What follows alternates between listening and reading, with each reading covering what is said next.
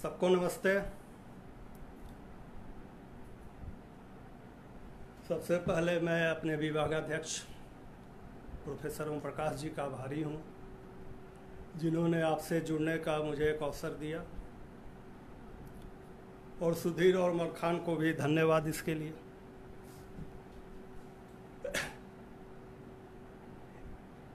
आज हम जिस व्याख्यान पर अपना ये आयोजन रखे हैं, उसके संदर्भ में पहले एक छोटा सा निवेदन ये है कि आज जिन विभूतियों पर हम बात करेंगे, तो मैं कोई आलोचना का विशेषज्ञ नहीं हूँ। एक आम पाठक और विद्यार्थी की दृष्टि से ही मैं अपनी बात रखने की कोशिश करूँगा। आज का जो ये टॉपिक है, उसका शीर्षक है समालोचना के शिखर नामवर सिंह। तो जाहिर सी बात है कि इसमें दो पद हैं, समालोचना के शिखर जो बहुवचन है, और नामवर सिंह संज्ञा एकवचन। और ये अंतर्विरोध है कि अंतर्विरोध इसलिए है कि हिंदी समालोचना में कई सारी शिखर विभूतियां रही हैं और हैं, और नामवर जी भी समालोचना के शिखर हैं।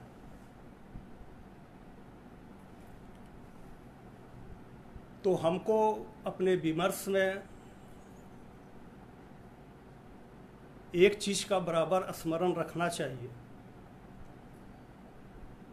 कि हिंदी आलोचना की जिन विभूतियों का यहाँ उल्लेख होगा, वो चाहे आचार्य शुक्ल हों, आचार्य द्विवेदी हों, रामविलास जी हों, या विजय देव नारायण शाही हों, इनका जो भी कृतित्व है, इनका जो महत्व है, इनका जो देह है, वो अविस्मरणीय है, वो प्रकाशित है। और इन्होंने जो काम किया अपनी सीमाओं में, वो कई संस्थाएं मिलकर नहीं कर सकती हैं। तो इन विभूतियों के प्रति हमारी श्रद्धा में कोई कमी नहीं है, लेकिन केवल श्रद्धावान होने के कारण हम इनको असमीक्षित भी नहीं छोड़ सकते। तो इनके महत्व का स्मरण बना रहेगा, लेकिन उचित संदर्भ में कुछ टिप्पणियां भी की जाएंगी।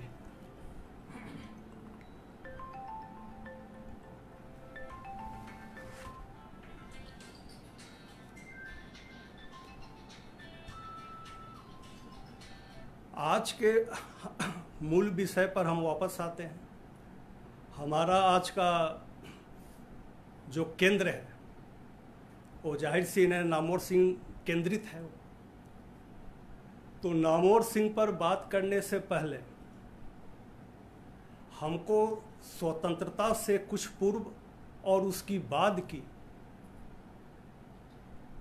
कुछ अविस्मरणीय और महत्वपूर्ण और इतिहास के पन्नों पर अमिट कुछ घटनाओं को याद करना पड़ेगा, जिन्होंने हिंदी साहित्य की दिशा, उसकी रुचि, उसके कैनन और भावी इतिहास को प्रभावित किया।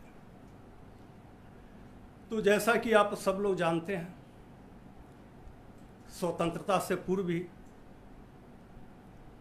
शेखर एक जीवनी के रचनाकार के रूप में, तार सप्तक के संपादक के रूप में, प्रयोगवाद के जनक के रूप में और नई कविता के प्रवर्तक के रूप में अज्ञेय साहित्य के केंद्र में दिखाई देते हैं। उनका केंद्रीय व्यक्तित्व था। ये उस समय के साहित्यिक परिदृश्य का सबसे केंद्रीय ये बिंब था, अज्ञेय के रूप में। और तुरंत आगे बढ़ते हैं तो अचानक हिंदी काव्य क्षितिज पर और उसकी वैचारिकता में हालांकि मृत्यु उपरांत ही मुक्तिबोध एक सुपरस्टार की भांति उभर कर सामने आते हैं। और मुक्तिबोध के उदय से तो शीर्ष काव्य व्यक्तित्व था वो थोड़ा नीचे आता है और मुक्तिबोध शीर्ष की तरफ प्रतीत होते हैं उस दौर में। और उसी दौर में थोड़ा आगे चलें तो अचानक निर्मल वर्मा का एक कथा पुरुष के रूप में आगमन होता है और कहानी की एक नई परंपरा शुरू होती है और निर्मल उसके शीर्ष पर विराजमान दिखाई देते हैं। और इसी दौरान कृष्णा सोपती, भीष्म साहनी, उषा प्रियंवदा, मनु भंडारी जैसे नए तारे हिंदी साहित्य मंदाकिनी में दिखाई देने लगते हैं, टिमटिमाते हैं। और कुछ आगे चल के हिंदी में एक अंतिम सुपरस्टार कवि, सुपरस्टार शब्द में जानबूझकर प्रयोग कर रहा हूं। सुपरस्टार कहने का अर्थ महान नहीं है। सुपरस्टार कहने का मतलब है एक व्यक्ति केवल अपने होने मात्र से उस विधा में हलचल पैदा कर सकता हो। एकेडमिक डिस्कोर्स के बाहर भी वो धूमिल थे, कवि और भी बड़े थे, लेकिन धूमिल का जो आगमन हुआ धूमकेतु की तरह, वैसा आगमन फिर किसी का नहीं हुआ। और इसी दौरान साहित्य में ये परिवर्तन आ रहा था, नए चेहरे आ रहे थे, लेकिन कुछ पुराने चेहरे जैसे अज्ञेय, लक्ष्मीकांत वर्मा, नगेंद्र, यहाँ तक कि रामविलास शर्मा, इनका जो प्रभाव था, जो केंद्रीयता थी, वो धीरे धीरे इनका प्रकाश पुंज मध्यम सा पड़ने लगता है। और ये इतिहास का ये तथ्य है।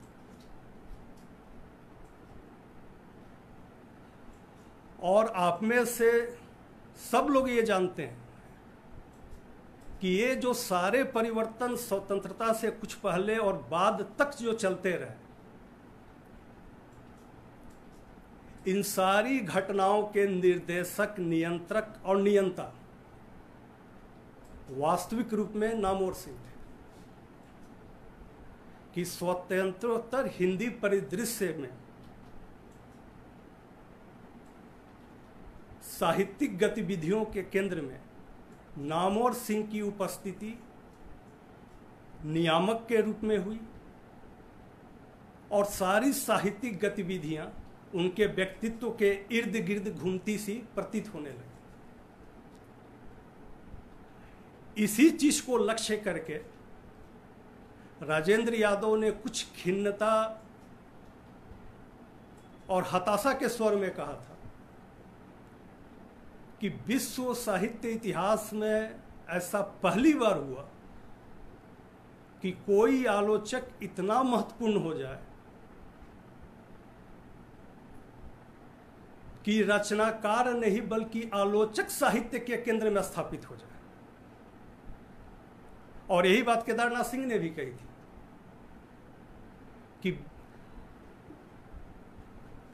कि अभी तक किसी भी भारतीय या विश्व की किसी भी भाषा के किसी भी दौर में ऐसा नहीं हुआ था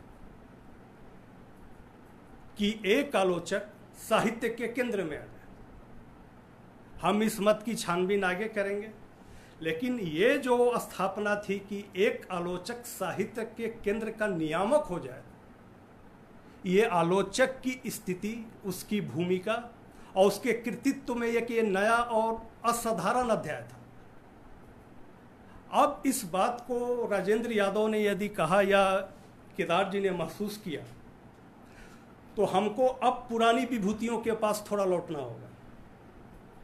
जैसा कि मैंने कहा, हिंदी आलोचना की हम सब लोग जानते हैं कि उसकी जो वास्तविक और प्रौढ़ शुरुआत और जो मुहावरा गढ़ा गया वो आचार्य शुक्ल के कृतित्व से वो सामने आया था। तो यहाँ आचार्य शुक्ल पर हम बहुत ज़्यादा बातचीत नहीं कर सकते हैं।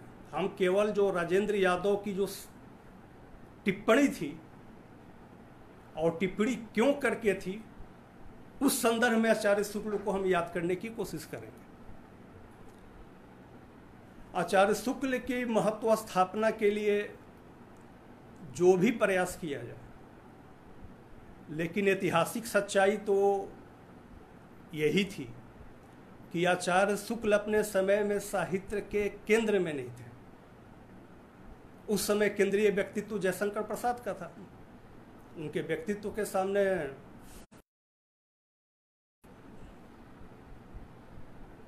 उतनी महत्वपूर्ण या केंद्रीय नहीं थी। और प्रसाद ने आचार्य शुक्ल का अपने निबंधों में उनके मत का खंडन करने के बावजूद नामोल्लेख नहीं किया है। आप जानते हैं, जैनेन्द्र का उदय हो चुका था। जैनेन्द्र ने यह लिखा था कि लिखते रहने के बहुत दिनों बाद तक मैं आचार्य शुक्ल का नाम नहीं जानता था। निराला ने अब अमर्यादित टिप्पणी की थी, आप लोग जानते हैं। बाद में भावभीनी श्रद्धांजलि भी दी थी। नंदुलारे वाजपेयी तो बीए के स्टूडेंट थे जब उन्होंने शुक्ल जी पर 2 ध्वंसात्मक निबंध लिखे थे। उससे भी जो महत्वपूर्ण बात है आचार्य शुक्ल के संदर्भ में, जो आज दिमाग में आप लोगों से बातचीत करते दौरान एक बात आई कि किसी भी रचनाकार ने बाद के लगभग वो आचार्य शुक्ल को भूल से गए हैं, विस्मृत हैं। प्रगतिवादी तो उनकी आलोचना करते थे। प्रयोगवादियों को और नई कविता का फिर क्या पूछना था, वो क्यों कर शुक्ल जी को याद करते। और इन प्रगतिवादियों में शुरू में रामविलास जी भी थे। 1948 की जो उनकी पुस्तक है निराला, वो शुक्ल जी पर अपने प्रिय कवि निराला से ज़्यादा प्रहार किया है उन्होंने। हम इन बातों को भी हटा देते हैं। मुख्य जो बातें हैं जो रिलेवेंट है वहाँ पर, उस पर आते हैं।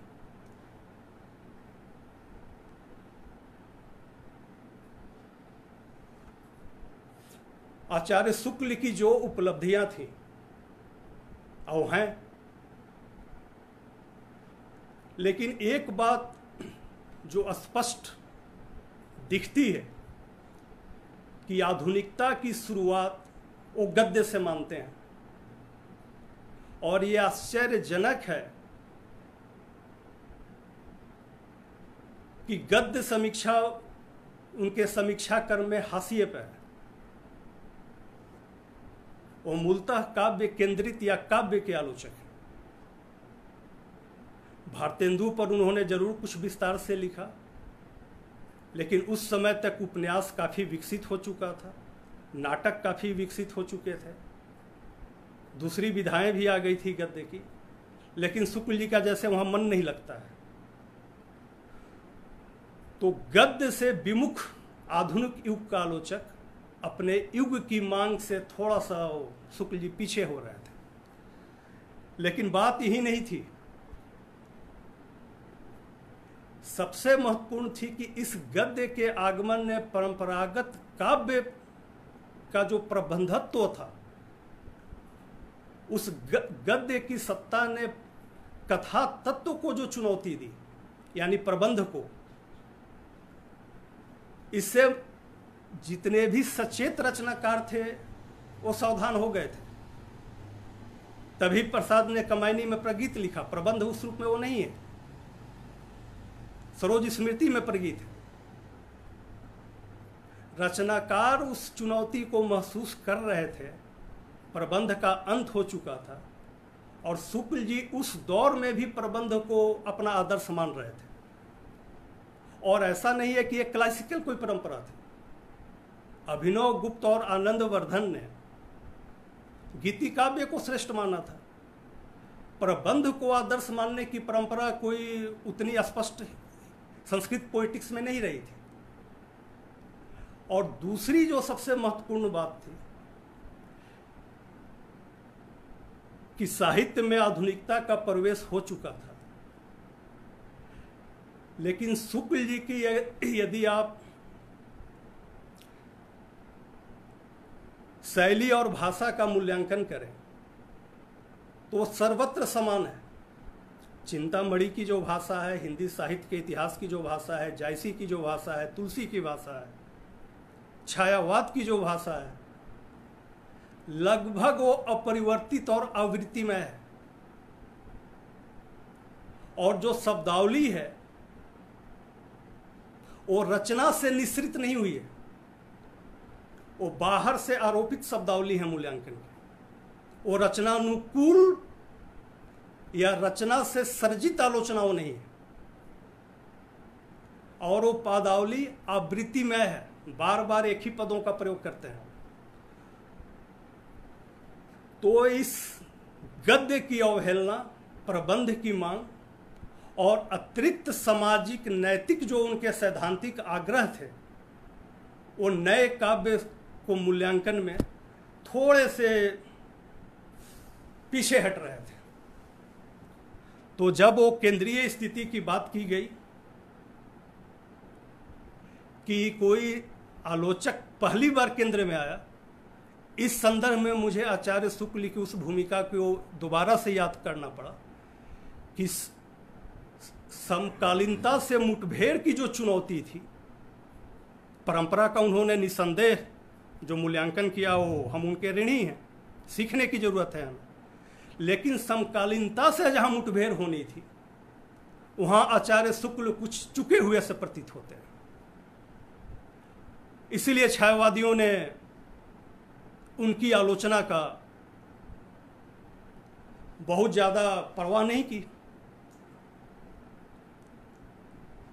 उसी के समकक्ष आचार्य हजारी प्रसाद द्विवेदी का भी जिक्र होगा। आचार्य द्विवेदी ने परंपरा पर और काव्य की पृष्ठभूमि पर इतना अतिरिक्त बल दिया है कि कभी कभी परंपरा और जो सामाजिक पृष्ठभूमि है वो मौलिकता या रचना पर एक तरीके से बड़े छाता का काम करने लगती है। और ये भी कहने की आवश्यकता नहीं है कि रीति काव्य के बाद यानी रीति काल एक तरीके से द्विवेदी जी की सीमा भी बनती दिखती है। उसके बाद का जो गद्य या पद्य साहित्य का जो विकास था, ये प्रतीत होता है कि द्विवेदी जी के वो मनोभावों के बहुत अनुकूल नहीं था, उससे वो रागात्मक संबंध नहीं स्थापित कर पाए थे या उनकी रुचि नहीं थी। इसलिए द्विवेदी जी के लिए भी समकालीन रचनाशीलता में जो रचनाकार थे, पहले मैं एक बात स्पष्ट कर दूं, आलोचना की जरूरत रचना है तभी है। जब रचनाकारों को आलोचकों की जरूरत नहीं होगी तो आलोचक की भूमिका इससे बड़ी जरूर है कि वो रचनाकार के लिए केवल नहीं है, लेकिन रचना के बिना आलोचना, जैसे कि नाटक रंगमंच के बिना होना, यह संभव नहीं है। संबंध होना चाहिए। द्विवेदी जी भी साहित्य डिस्कोर्स के केंद्र में बड़ा व्यक्तित्व होने के बावजूद अपने समकालीन डिस्कोर्स को नियंत्रित नहीं कर रहे थे। रही बात रामविलास जी की, हम यहां ये बात नहीं करेंगे कि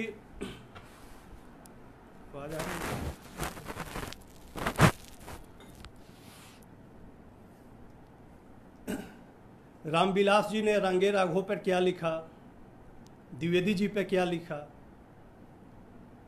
राहुल संकीर्त्यायन पे क्या लिखा, मुक्तिबोध पे क्या लिखा, पंत पे क्या लिखा, हम उसकी बात अभी नहीं करेंगे। रामविलास जी को जो भी ध्यान से पढ़ेगा उसको एक चीज स्पष्ट हो ही जाएगी कि वहां अधिकतर फैसला है, सुनवाई कम है। वो फैसला देते हैं। तो यहां मैं उनकी कमियों पर बात नहीं करेंगे, जो उनकी सीमाएं थी, जो उनकी उपलब्धियां हैं हम उस पर आज बात करेंगे। रामविलास जी की, रामविलास जी का कृतित्व तो कितना विस्तार और विस्तृत है इसका उल्लेख करना बेकार है। कई संस्थाएं मिलकर वो काम नहीं कर पाएंगी। जो उनकी सैद्धांतिक मानदंड हैं, जो उन्होंने सिद्धांत बनाए हैं, वो सब मुझे सबको पता है। लेकिन साहित्य की आलोचना में जो उनके कृतित्व का जो अमर आधार है, वो निराला की साहित्य साधना है। जीवनी वाला प्रसंग भी और काव्य विश्लेषण वाला। मैं केवल रामविलास जी की कुछ जहाँ जो उनका सशक्त बिंदु है, संक्षेप में आज पहले उसकी बात कर लें। निराला उनके प्रिय कवि हैं, लेकिन दुख इस बात का है कि निराला धर्मनिरपेक्ष और प्रगतिशील बन के जाते हैं। और निराला के में उन्होंने अंतर्विरोध देखा है कि निराला में रहस्यवाद और भौतिकवाद का अंतर्विरोध है, और यह मार्क्सवादी दृष्टि से देखने का यह परिणाम है। विवेकानंद के वेदांत का या नव वेदांत का निराला की रहस्य चेतना पर प्रभाव है, इसको दबा देते हैं, नहीं उल्लेख करना चाहते हैं। लेकिन यह पहला सवाल ये है, सबके लिए भी है, क्या अध्यात्म इतनी बुरी चीज है या रहस्यवाद? टैगोर, कबीर, गांधी, महात्मा बुद्ध, क्या केवल आध्यात्मिक या रहस्यवादी होने से इनका पौरुष कमजोर हो जाता है? कोई मार्क्सवाद का रटा रटाया थियरी याद कर ले, वो ज्यादा पौरुषवान हो जाएगा। और चंद्रशेखर आजाद, निराला, गांधी, टैगोर, अरविंद ये पौरुषवान नहीं रहेंगे या ये मानवतावादी नहीं है। ये भी एक समझ की सीमा है। मैं अब उसकी भी बात आज नहीं कर रहा हूं। आलोचक के रूप में रामविलास जी की जो समझ थी वो अपर्याप्त थी, वो सहृदय नहीं थी।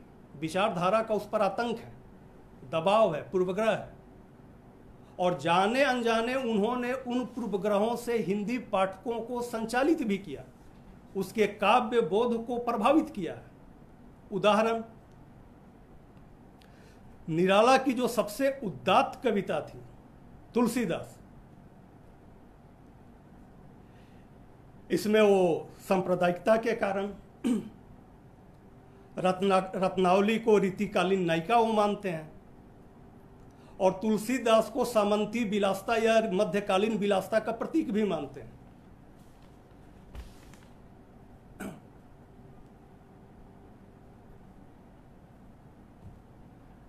अब ये तुलसीदास जैसी महान कविता, जिसको निराला खुद अपनी महान कविता बनाते हैं, उसके स्वर को, काव्यत्व को, काव्य सौंदर्य को, नाद सौंदर्य को धूमिल कर देना, यह सहृदय का काम नहीं था। सरोज स्मृति की जो कथानक की बुनावट थी, वो मार्मिकता के कारण, दुख के प्रवाह के कारण उसमें क्रम भंग है,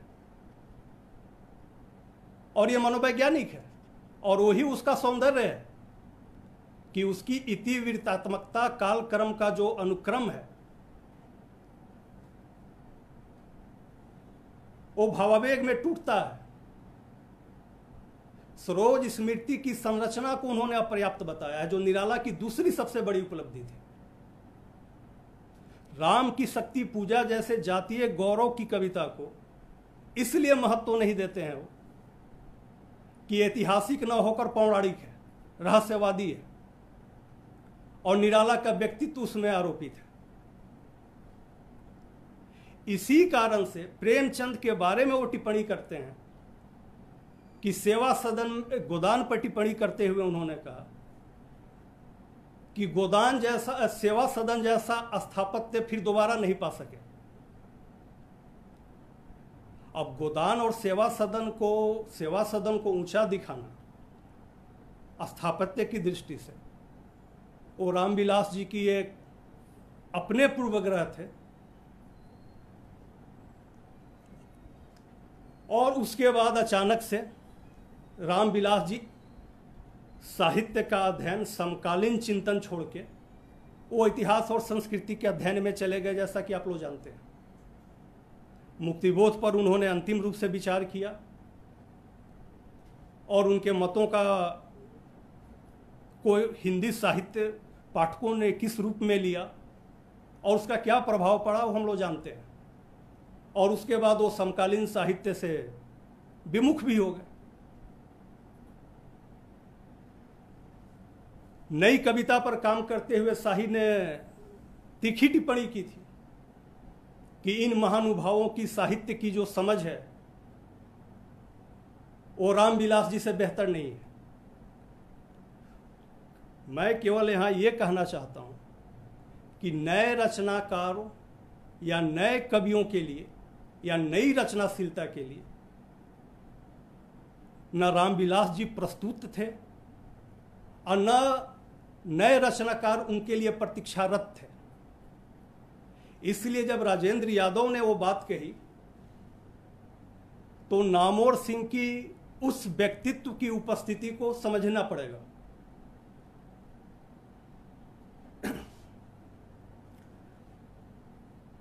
नामोर जी और जो बाकी आलोचकों का जो अंतर हम देखें कि नामोर जी को ये केंद्रीयता कैसे प्राप्त हुई, वो अपरिहार्य व्यक्तित्व के रूप में कैसे रूपांतरित हो गए, तो मुझे बार बार शाही का वो प्रसिद्ध टिप्पणी याद आती है जिसमें उन्होंने आलोचकों के लिए कुछ दिशा निर्देश और मापदंड निरूपित किया है रूपक के द्वारा, जिसमें उन्होंने वो कहते हैं कि आलोचक का काम रेडियो रूपी यंत्र के सुई को उचित लहरमान पे लगा भर देना होता है, बाकी पाठक रेडियो से प्रवाहित होने वाले गान को खुद पकड़ लेगा। यानी वो केवल एक माध्यम भर है पाठक और काव्य के बीच में या रचना के बीच में, अर्थ को प्रवाहित करना उसका काम है। और नामोर जी की आलोचना को आप लोग देखेंगे तो बाकी आलोचकों से जो उनकी एक अपनी विशिष्टता थी कि उनकी आलोचना बाकी आलोचकों की अपेक्षा सर्वाधिक रचना केंद्रित आलोचना है। वो रचनाओं से ही अपनी आलोचना की शुरुआत करते हैं और उसमें अगर उनकी आलोचना प्रक्रिया को सूत्रबद्ध करना हो तो हम कह सकते हैं रूप से अंतर्वस्तु और फिर समग्र मूल्य निर्णय की प्रक्रिया। और ये जो पहली दो प्रक्रियाएं हैं रूप और अंतर्वस्तु, इसमें रचना केंद्र में है। तो नामोर सिंह की किसी भी समीक्षा को आप लोग देखेंगे अधिकतर उसमें लंबी लंबी भूमिकाएं या सिद्धांत वाक्यों का आतंक नहीं है, अपना नैतिक उद्घोष नहीं है। और रचना के भीतर से ही उन प्रतिमानों को बाहर करते हैं और समग्र मूल्य निर्णय की व्याख्या करते हैं। सर्वाधिक रचना केंद्रित आलोचक।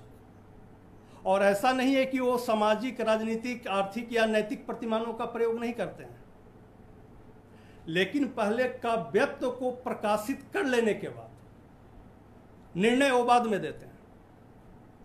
और मुझे यहां दोहराने की जरूरत नहीं है कि मुक्तिबोध, शमशेर जैसे द्रूह कवियों को, अपरिचित कवियों को उन्होंने जिस तरीके से सुगम बनाया, उनसे हमारा साक्षात्कार करवाया, वो आप लोग नहीं भूले होंगे। लेकिन उससे भी जो बारीक बात थी कि एक कवि पर बात करते हुए छायावाद,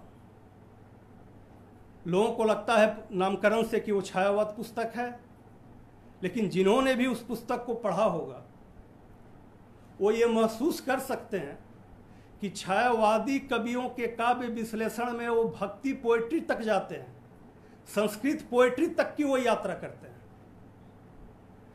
जब कविता के नए प्रतिमान लिख रहे होते हैं तो मुक्तिबोध के बहाने पूरी नई कविता की समीक्षा करते हैं, वो छायावाद की पुनर्समीक्षा करते हैं। और इससे भी जो महत्वपूर्ण बात थी कि उन्होंने अलग अलग कवियों पर एक समान प्रतिमानों का प्रयोग नहीं किया। मुक्तिबोध के लिए उनके अलग प्रतिमान हैं जो उसी रचना से निकले हैं। धूमिल के लिए अलग प्रतिमान थे, शमशेर को अलग दृष्टि से देखते हैं। नागार्जुन के लिए अलग था, त्रिलोचन के लिए अलग था, और कहीं भी पदावली की आवृत्ति नहीं है। नामवर जी के जो दूसरे आलोचकों से एक तात्विक भिन्नता है, वो आप लोग भाषा और शैली के संदर्भ में देख सकते हैं। रामविलास जी हो या द्विवेदी जी हो या शुक्ल जी हो, आप इनके पुस्तकों को निकाल के पढ़ के देख के अनुमान कर सकते हैं कि ये द्विवेदी जी की भाषा है, ये शुक्ल जी की भाषा है, ये रामविलास जी की है। नामवर सिंह की भाषा को यदि आप लोग देखेंगे तो ये रामविलास जी से ज़्यादा थोड़ी सृजनात्मक भाषा है, सांकेतिक भाषा है। वहीं द्विवेदी जी से कम अलंकृत भाषा है। और आचार्य शुक्ल की तुलना में नामवर जी का जो शब्द भंडार है, पदावली है, वो ज़्यादा विस्तृत है। और अंतर यहीं तक नहीं है। जैसा कि हम जानते हैं कि हर महान रचनाकार या विभूतियाँ अपने लिए एक अभिव्यक्ति का मुहावरा गढ़ती हैं और वो मुहावरा अभिभूत कर लेता है। आचार्य शुक्ल ने भी अपनी भाषा और शैली का एक मुहावरा गढ़ा है, रामविलास जी का भी है, द्विवेदी जी का अपनी शैली है। लेकिन नामवर जी पर जब आप लोग बात करेंगे तो नामवर जी किसी एक बंधी बंधाई शैली के आलोचक नहीं है।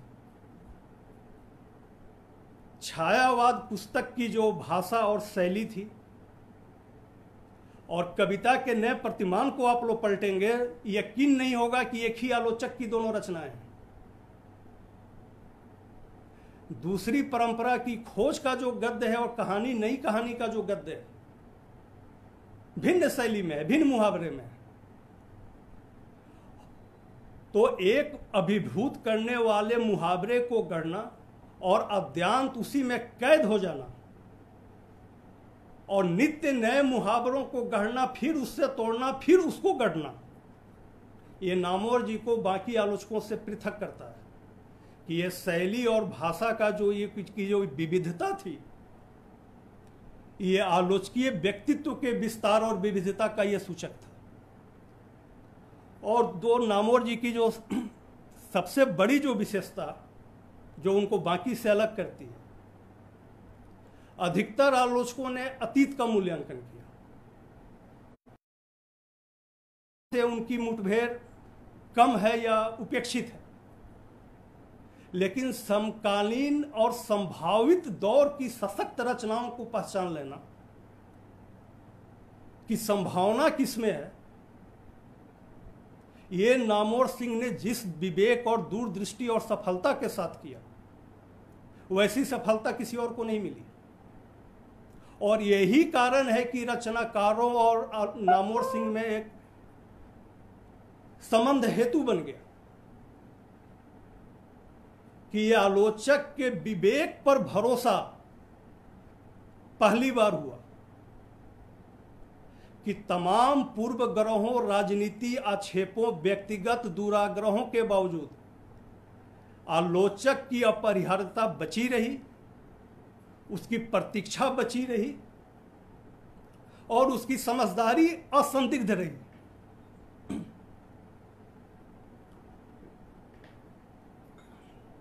उदाहरण,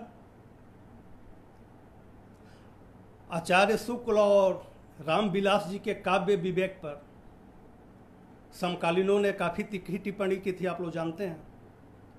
और ऐसा नहीं था कि नामवर जी अपने समकालीनों को केवल स्वीकृति दे रहे थे, उन्होंने बहुत तीखी आलोचना भी की है, राजेंद्र यादव की, अशोक वाजपेयी की।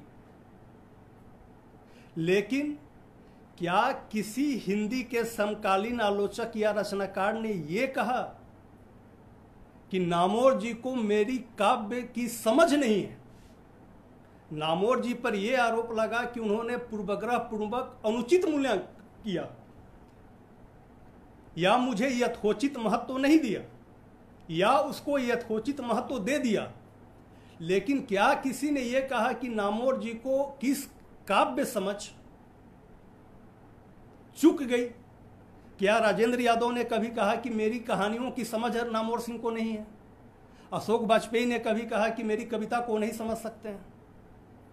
तो तमाम दुराग्रहों के बावजूद, पूर्वग्रहों के बावजूद आलोचक की समझदारी के प्रति भरोसा पहली बार मेंटेन रहा। और उससे भी बड़ी बात, कुछ लोग अपने जीवन काल में ही मृत हो जाते हैं, उपेक्षित हो जाते हैं, हार भी जाते हैं। नामोर सिंह के भी कैरियर में उतार चढ़ाव आए हैं, लेकिन हिंदी का पहला आलोचक जो अपराजित रहा, और यह शब्द मैं फिर रिपीट कर रहा हूं, हिंदी का पहला आलोचक जो अपराजित रहा, मतलब मरते समय तक किसी काव्य कृति ने यह चुनौती नहीं दी कि आप मेरे काव्य विश्लेषण के योग्य नहीं रहे। डिस्कोर्स आया, नए रचनाकार आए, नई प्रविधियां आई, नई विचारधाराएं आई, नए रचनाकार आए, लेकिन नामोर जी मरने के 1 घंटे पहले तक अपराजित रहे। जिस समय उनकी स्थिति ठीक नहीं रह गई थी, उस समय भी रचनाकारों का उतना ही दबाव था कि कुछ लिख लीजिए, बोल लीजिए या कुछ कह दीजिए। ऐसी अपरिहार्यता साहित्य में शायद ही किसी को मिली। और रही बात आलोचना की, ऐसा नहीं है कि उन्होंने सबको सर्टिफिकेट दिया, गलती उनसे भी हुई है। रेणु का महत्व उन्होंने नहीं समझा, जानबूझ के या अनजाने में। आज़ादी के बाद का इतिहास में रेणु नामोर सिंह की आलोचना पर एक चुनौती है। बावजूद अज्ञेय पर उन्होंने शुरुआती तीखी टिप्पणियां काफ़ी की हैं, सब लोग जानते हैं, लेकिन कम लोग जानते हैं ये कि वो फतवा नहीं था। अज्ञेय की जो आलोचना नामोर सिंह ने की थी, वो उनकी किसी कमजोर कविता के कारण नहीं की थी। उनकी सर्वाधिक जो महत्वपूर्ण और चर्चित कविता है, नदी के द्वीप, आप लोग सब लोगों ने हमने पढ़ा है, एक तरीके से अज्ञेय की वो प्रतिनिधि कविता है। इस कविता के रूप का मूल्यांकन उन्होंने किया और कहा कि ये कविता इतनी बड़ी बनाई गई है। वस्तुतः कविता में है क्या? नदी, धराएं, द्वीप, टापू, बालू, स्तूप, एक भौगोलिक परिदृश्य का ये चित्रण मात्र है। जैसे कुछ लोग चांदनी पर कविता लिखे कि चांदनी घूंघट में आई, शर्माती आई, बल खाती आई, कमरे में आई, संकोच में आ गई, मदहोश कर गई। अरे भाई साहब, ये चांदनी पर कविता नहीं है, ये किसी स्त्री पर कविता हुई। उसी तरीके से नदी के द्वीप का जो रूप था वो एक भौगोलिक वर्णन है। हम नहीं कहते हमको बह जाए धारा काटती, कहने की बात नहीं थी। वो पूरे में एक बिंब और एक बिंब चित्र गढ़ा गया है। तो वैचारिकता के आधार पर भी उन्होंने उसकी आलोचना की थी। और बाद में जो उन्होंने, सब कुछ उनके यहाँ नकारात्मक नहीं था ज्ञेय में, बाद में उन्होंने अपने मत को बदला और दूसरी पुस्तक आई एनबीटी में जो सब लोगों के सामने है। तो नामोर जी की एक और आदत थी कि वो हठ धर्मी नहीं दिखाई देते हैं। अगर पूर्व में कोई गलती या चूक हुई हो या अपने बनाए प्रतिमानों की वो बराबर परीक्षा करते रहते हैं। वो अपने किसी भी मत या किसी भी निर्णय को अंतिम सत्य मानकर डिफेंड नहीं करते हैं। कौन सा ऐसा आलोचक होगा जो कविता के नए प्रतिमान जैसे, जिसके बारे में नेमीचंद जैन ने कहा था शाही से तुलना करते हुए कि ये पिछले 2 दशकों की काव्य मीमांसा की सबसे महत्वपूर्ण पुस्तक है। उस पुस्तक के बारे में नामवर जी जब खुद कहने लगे कि वो प्रतिमान पुराने हो गए, वो किताब आउटडेटेड है। छायावाद के बारे में वो कहते थे कि छायावाद ऐसे ही लिख दिया, क्या है उसमें। कहानी नई कहानी के बारे में कि कुछ कहानीकार छूट गए, दोबारा लिखता नहीं हो पाया, क्या करूं। अपने कृतित्व, अपनी दृष्टि की परीक्षा, और ये पीड़ा होती है कि अपने ही कृतित्व, अपने ही स्टेटमेंट, अपने ही निर्णय को पलट देना। लेकिन ये जागरूक, निरंतर खुली आंखें ही अपनी परीक्षा कर सकती हैं।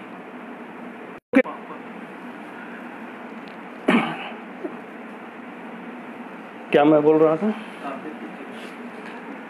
हाँ, तो खैर बीच में क्रम भंग हो गया। दूसरी जो बात है, हाँ, मैं ये कह रहा था कि अपने ही प्रतिमानों की बार बार परीक्षा करना, वो जागरूक थे, अंत तक जागरूक थे। उससे भी एक जो बड़ी बात थी, नारायण सुर्वे मराठी के महत्वपूर्ण दलित लेखक हैं, बड़े कवि हैं। उन्होंने एक बात कही थी कि ये आदमी हिंदी कविता की बात नहीं करता है, भारतीय कविता की भी बात नहीं करता है, ये कविता मात्र की बात करता है, विश्व कविता की बात करता है। नामवर जी के इस पक्ष से कम लोग परिचित होंगे कि अखिल भारतीय स्तर पे भारतीय समीक्षा को व्यवहारिक रूप में उपलब्ध करने वाले एकमात्र आलोचक हैं। रामविलास जी ने भारतीय साहित्य की अवधारणा पुस्तक लिखी है, लेकिन वो भारतीय साहित्य में है क्या? बंकिम चंद्र और टैगोर, सुब्रमण्यम भारती, बस क्लासिकल जो पुराने काव्य हैं वही हैं। वो तो आधुनिक जब हिंदी रचनाकारों को नहीं पढ़ते थे तो आधुनिक भारतीय रचनाकारों को रामविलास जी क्यों पढ़ते भाई? लेकिन नामवर जी के जो व्याख्यान अब उपलब्ध हैं और अधिकांश जो नहीं हैं, उन्होंने अपने समीक्षा द्वारा भारतीय साहित्य की आलोचना की एक पद्धति डेवलप की। और आपको ये जान के आश्चर्य होगा कि नामवर जी की प्रशंसा में जो वाक्य शब्द का प्रयोग हिंदी वालों ने नहीं किया है,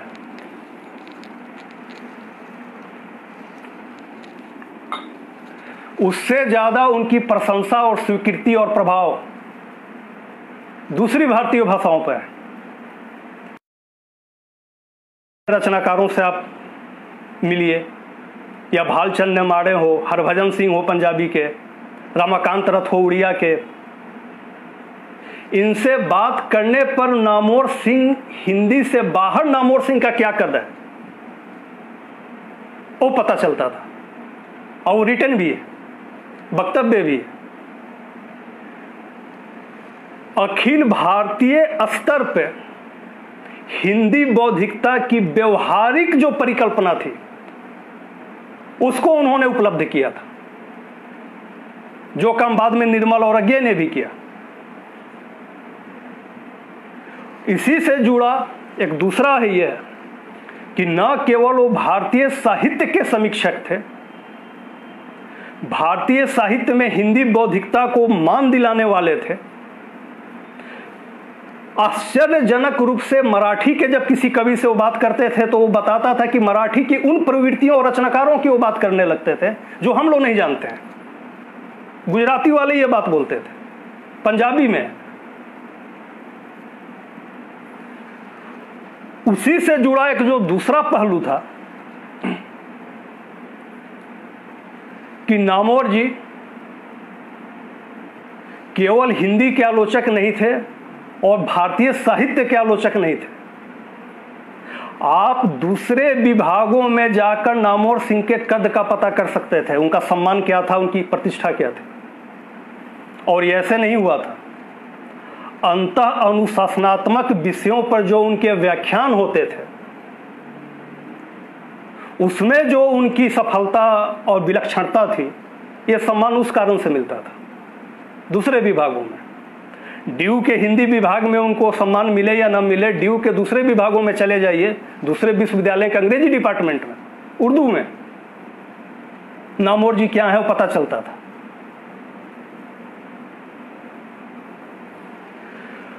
दूसरी बात जो दिमाग से हट गई थी, अधिकतर जो आलोचक हैं, द्विवेदी जी, शुक्ल जी, रामविलास जी, इनके कृतित्व का आधार इनकी काव्य कृतियां ही है, काव्य समीक्षा, यानी जायसी सूर, कबीर, निराला। नामोर जी की जो दूसरी परंपरा की खोज या कहानी नई कहानी है, अब विशेषकर दूसरी परंपरा की खोज, वो काव्यतर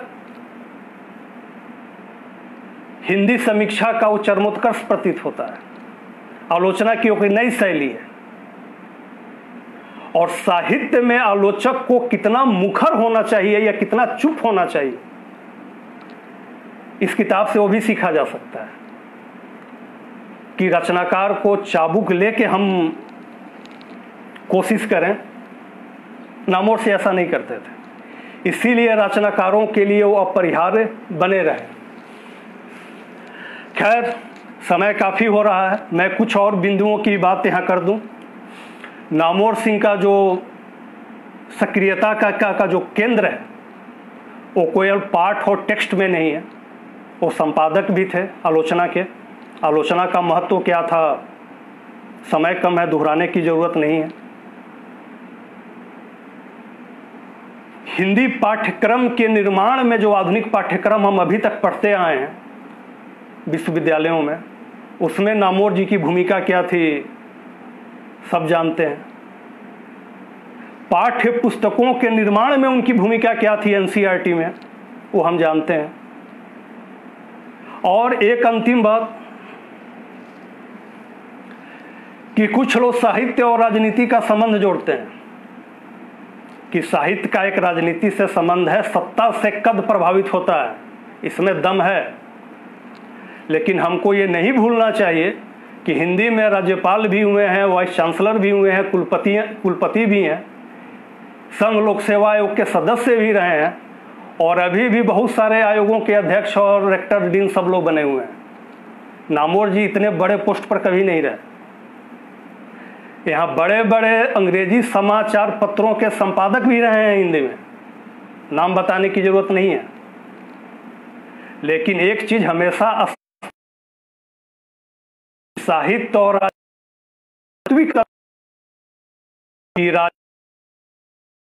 भले ही कभी औसत कद के नेतृत्व को स्वीकार कर सकती है, साहित्य में औसत कद वाला कभी भी मसीहा नहीं हो सकता है। तो साहित्य राजनीति पर बात करके आलोचना पर बात करने वाले भी इस बात को याद रखेंगे कि सत्ता और राजनीति में संबंध होने के बावजूद भी साहित्य का जो शीर्ष स्थान है वो राजनीति से तय नहीं होता है। वो प्रतिभा, व्यक्तित्व और उसका कृतित्व ये फैसला करता है और जनमानस करता है। हिंदी में समकालीनता के दौर में जो सम्मान, जो अपरिहार्यता और रचनाकारों ने जो कमी महसूस की, वो कमी किसी दूसरे आलोचक के जाने के बाद महसूस नहीं हुई थी। ये वीरानगी नहीं, सन्नाटा नहीं था। और ये कहना कि वो केवल समकालीन आलोचक थे, नहीं, अपभ्रंश पर उनका काम है। रासों का उन्होंने संपादन किया था, कालिदास पे उन्होंने लिखा है, रेनेसां पर उन्होंने लिखा है। तो वो इस या उस विधा, उस काल या उस प्रवृत्ति के केवल आलोचक नहीं थे, वो साहित्य मात्र के समीक्षक थे। उनका चित्त बटा हुआ नहीं था कि आधुनिक, पुराने, मध्यकाल, ऐसा नहीं, समग्र थे वो, और सीमाएं थी वो हम भी जानते हैं। फिलहाल समय हो गया है। अंतिम बात जो एक बिंब याद आ रहा है, जिस तरीके से संस्कृत काव्य परंपरा में और उसके चिंतन में अभिनव गुप्त की एकल और अद्वितीय और असाधारण उपस्थिति और विलक्षण रूप में वो दिखाई देते हैं, हिंदी साहित्य यात्रा में नामवर सिंह आधुनिक अभिनव गुप्त हैं,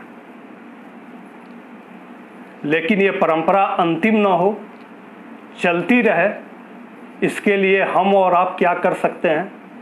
कम से कम कुछ नहीं कर सकते हैं, उस चिंगारी को जलते रहने दें। और फिर मैं नामवर सिंह का नाम नहीं, जो भी हमारी विभूतियाँ हैं उनकी स्मृति को संजोना, उनसे सीखना और उनको प्रेरणा के रूप में जीवित रखना, ये हमारा राष्ट्रीय कर्तव्य है और मानवीय कर्तव्य है। और आप सब लोगों की उपस्थिति बनी रही, आप लोग आए इतने व्यस्त होने के बावजूद, आप सबका मैं आभारी हूँ। और जो कमी रह गई हो उसके लिए क्षमा याचना, वो आगे फिर सुधार करेंगे। सबको नमस्कार।